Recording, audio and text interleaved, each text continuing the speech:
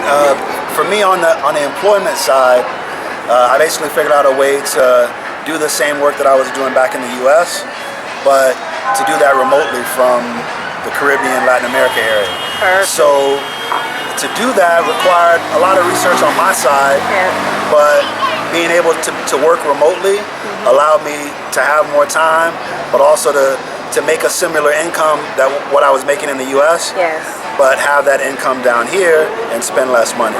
Exactly. So in the bottom, the return for us is a little better in that aspect.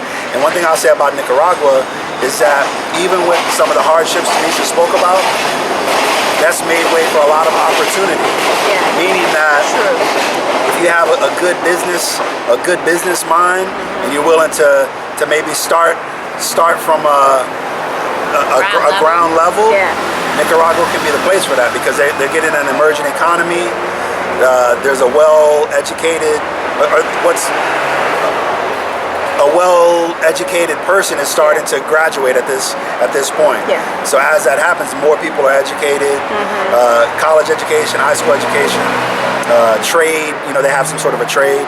So whatever industry that you're in, if you can figure out a way to make it work in whether it's Central America or even another country, exactly, you just have to figure out a way to make your plan fit into wherever you're looking to go.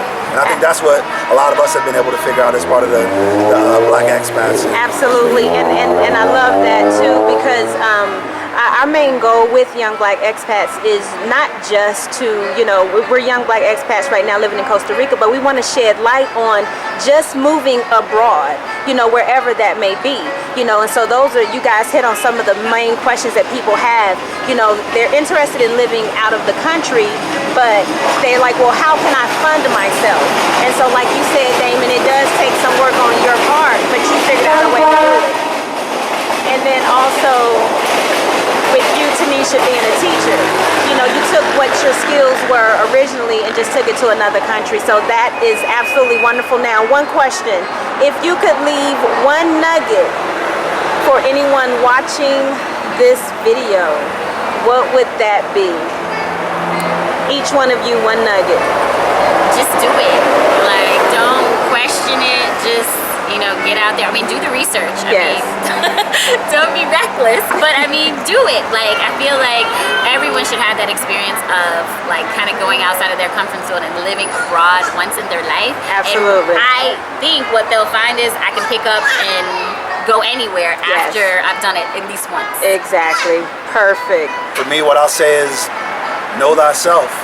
Once you know who you are, you're that same person, whether it's Costa Rica, Nicaragua, China, you can be that same person. So once you get in tune with yourself and figure out a way that you can have whatever kind of motivation you need, you can take that anywhere in the world.